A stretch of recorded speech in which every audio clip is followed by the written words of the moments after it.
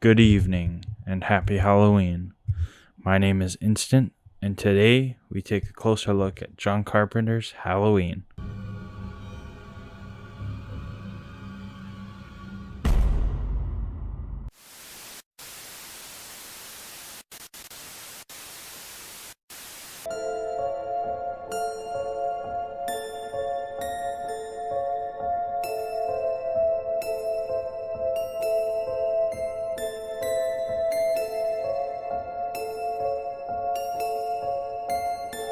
Halloween, to this day, more than 40 years later, is renowned as not just a horror classic, but some may argue a film classic.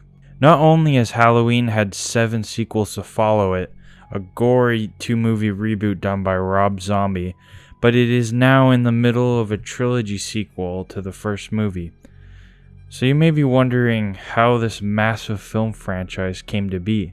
Well, it all started on a Halloween night in an airplane. Producer Irwin Yablans was taking a flight home from a film festival in Milan. He told the New York Times in 1981 that he was broke and couldn't afford to buy a book or a play for his next movie, so he came up with The Babysitter Murders, about a maniac stalking a bunch of babysitters on Halloween. When his plane landed, he called John Carpenter up and pitched him the movie that would become Halloween, and usher in what is referred to as the golden age of slashers. This wasn't the first time Yablans and John Carpenter worked together. Yablans had required Carpenter's Assault on Precinct 13, a movie that failed everywhere but Britain. It was distributed by Miracle Films, which is where they got the name Michael Myers, as it was the name of the head of the studio. The deal was made with Yablans splitting the small budget of $320,000 with Mustafa Akkad. Carpenter would receive full creative control, $10,000, and 10% of the potential profits. The film grossed $70 million. John Carpenter told EW in 1997, "I can't remember exactly how much money I made off the film. I do remember getting one check for over $1 million. That wasn't bad."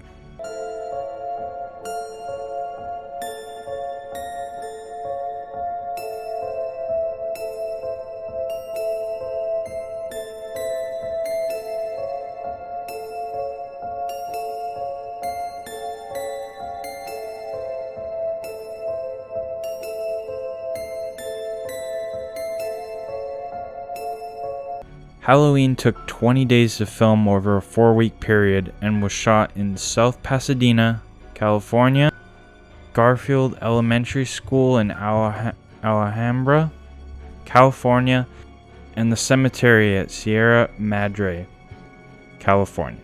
The main cast consisted of Jamie Lee Curtis in her on-screen debut as Laurie, Donald Pleasence as Dr. Loomis, and Nick Castle as Michael Myers. Carpenter had much different directions for Curtis and Castle. Jamie Lee Curtis recalled in an interview that due to the film being shot in non-chronological order, Carpenter came up with a fear meter, he called it. So for every scene he would tell Curtis, "Oh, this is in an 8. And then she would adjust her scream levels and use different facial expressions to meet the fear level.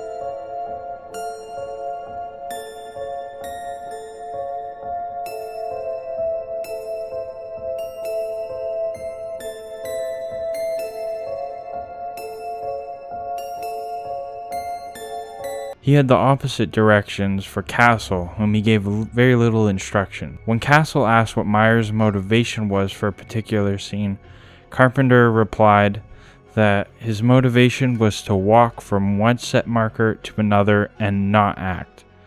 Carpenter recalls that the only direction he remembered giving Castle was in the scene after killing Bob. He wanted him to tilt his head and examine the corpse as if it were a butterfly collection.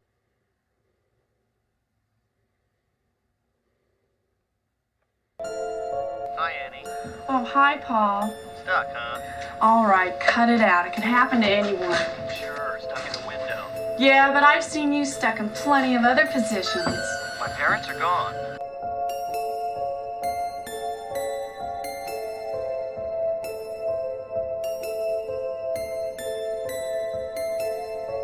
To this day, Halloween is considered one of the best horror movies of all time and still has a passionate fan base. If you're like me, it's the perfect movie to pop on every October.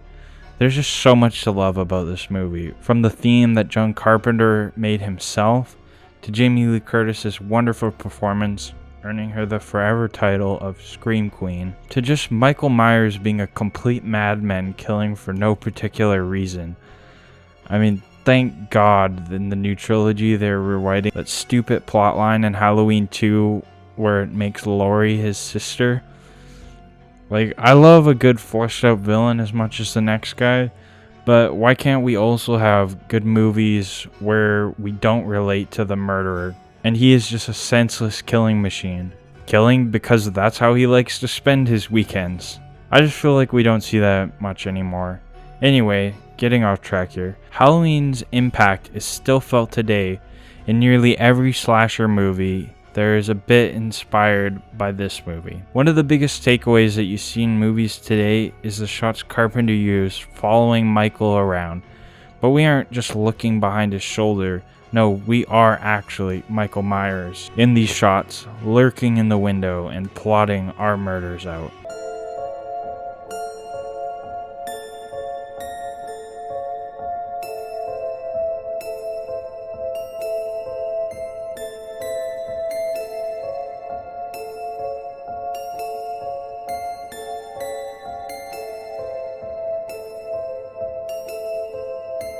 Halloween is a timeless epic and one of my all-time favorite movies.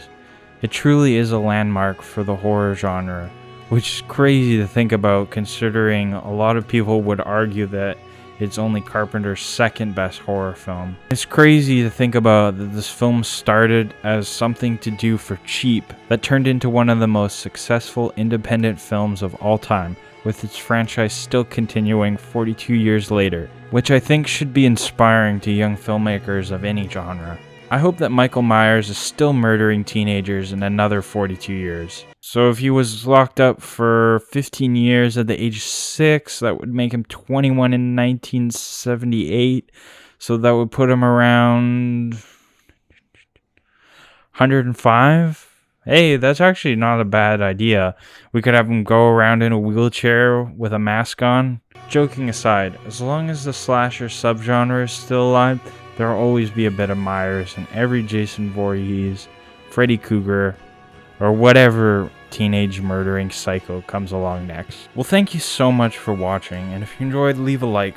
Subscribe if you want to see more of my videos in the future. My intention with this channel is to create a place where you can come watch my videos and have a discussion in the comment section. So down below, tell me what you thought of Halloween, and leave a suggestion of a horror movie you'd like to see me cover next. And remember, stay crazy.